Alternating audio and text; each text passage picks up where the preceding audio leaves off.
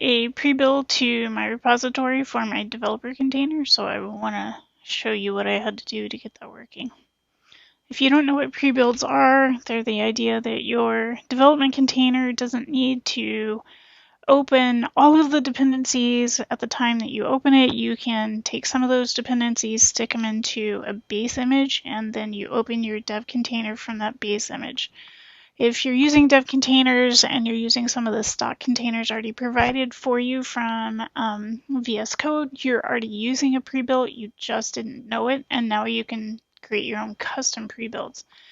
If the time to open your dev container is like 5, 10, 15, 20 minutes, this is definitely when you want to start thinking about your pre-builds and how to get them going. If you have the infrastructure or the human resources that are already generating images for you somewhere in your organization, they can go ahead and generate these for you. There's no reason you specifically have to do them. It's just part of some sort of CI process once they're defined. So this specific video is really targeted to the developer that doesn't have that core infrastructure and human resource for the DevOps, and you just want to get it going for yourself. And especially when the time it takes you to open your development container is creeping up to like the 5-minute point where you think, okay, what am I going to do with my time while this thing downloads all the images and installs all the stuff that it has to install.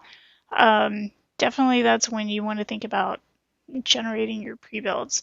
The information is up on dev containers under guide pre-build. The information's a little short. I did have to dig in a few places to figure this out. So I want to walk you through it. The example that they use is Craig Peters' Kubernetes dev container.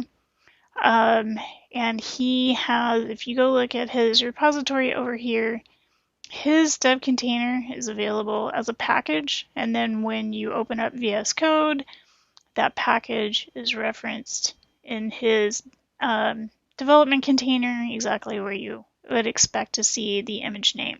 So how did he get to that point where he can generate an image and open up that image in his development container? So I want to show you where I started and where I wound up. So in my repository, when I first started, I had a devcontainer.json. It had one of the stock images for TypeScript, and it had a whole bunch of features. And I wanted to move just these parts out to a pre-build so that I could save all of that time. So when I started, I had this image and these features, and what I wanted to do is move those out into the pre-build. So in order to know what was in my image when I opened it up, I had a post create command with a whole bunch of echo statements that printed out all of the versions of all of these things.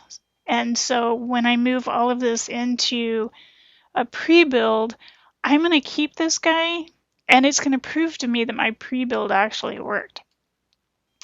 So what I have afterward is I have my same development container I've been using all along, but now I have a new image, and I have no features listed. And I'm still printing out all the versions, so I know what's going on. So this is the change to the regular container. And then I needed to add a CI that generated my image. I'm going to skip over that for now. And here's what the new dev container, I refer to it as the base container. I'm not sure if that terminology is correct, but it also has a devcontainer.json. This is where the original image is listed and the original features are listed. And so I'm basically moving all of this work out into an image that I can reference when I open my dev container. And then in terms of getting my CI working, if you go over and look at this repository that they give you as an example, he has the action here. I had to make a few tweaks to his action. Where do I get to it?